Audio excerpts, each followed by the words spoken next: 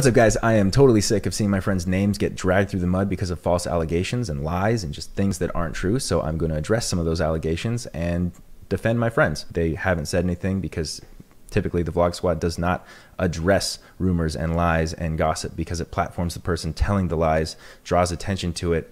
And we know who we are. We know our character. We know we're good people, and we know it's not true. But this has gotten to a point where it's such a serious accusation that it needs to be addressed. Everybody makes mistakes. I am not an angel. I've definitely made mistakes myself. And all we can hope for when we make mistakes is to learn and grow from those mistakes. That being said, telling a lie is a mistake itself, and there's been a lot of that going around. First of all, David's a great person. Jason's a great person. In fact, they're both fantastic people. David doesn't have a mean bone in his body. He's so nice. When someone does something that really upsets him, he gets disappointed instead of angry and be like, why'd you do that? Like, that's not cool, dude. And Jason also is like the sweetest, most caring, there for you anytime you need him person in the world. So to see them being attacked like this is just like, it's ridiculous. If you watch David's vlogs, you've seen people come and go from them from time to time, and it's always that person grew apart, their career path changed, they didn't want to be in the videos anymore, and sometimes it's because they did something that wasn't cool.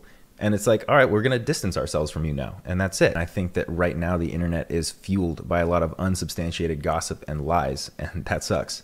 You gotta be careful with what you're putting out on the internet and the claims that you're making without verifying them. If you're telling a lie and it snowballs, it becomes something that you cannot take back. You can't retract it. And then you just end up damaging people's lives for no reason and probably damaging your own life as well. So I would just like to say, don't call it sharing your truth if you're sharing a lie, because it's not true. Seth accused David and Jason of sexual assault for a kissing prank that was done in 2017, which is so fucked up because he was part of the videos, he knows what we do, and then after the prank was finished, David asked him. Not too long after that, I had an idea to pull the prank on him again, so I thought it would be fun to blatantly ask him for consent. Do I have permission to try to prank you again and get you to make out with Jason? I'm very confused by that, because how the hell could you be so confident to tell me that I have to consent to something that I'm not gonna know that I'm gonna do? David films hours and hours of footage and crams them into 4 minutes and 20 seconds for his vlog. So this clip was cut short to not actually show Seth giving his consent, but showing David asking for the consent. Now, do you think David would go and film this bit if Seth had said no? No. There's no way in hell. This is from a period of time when David was always at my house editing, and I very vividly remember when he was editing that clip, there was a clip in there of Seth agreeing and giving his permission to film this bit again. He was like, there's no way you're gonna get it on me again. There's no way you're gonna get me again. So go ahead, go for it. You're the best. You're the fucking best, David. This motherfucker told me that this was gonna happen again. And I can always respect a fucking man that keeps his word.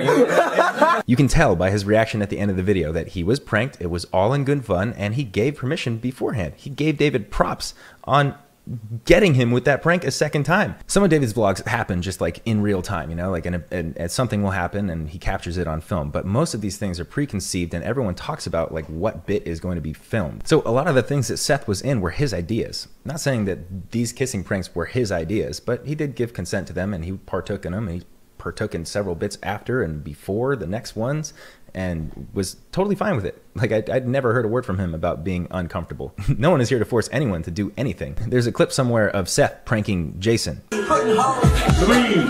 2, 1, action! I happen to like Seth's behind. This is like everybody's fucking around with each other here. We're all friends, and like, we do dumb shit. David looked through his text messages and found one of Seth's numbers, asking him to do the kissing prank a third time. Seth literally requested to do it a third time. Guys, this is a text from Seth from about 2 years ago. He goes, yo, bro, I was thinking about it. I'm down for another kissing sketch. I said, haha, what do you mean? He goes, lol, I don't really care as long as you clout me up. I'm not gay, just don't care. And then he sends me this. I mean, yeah.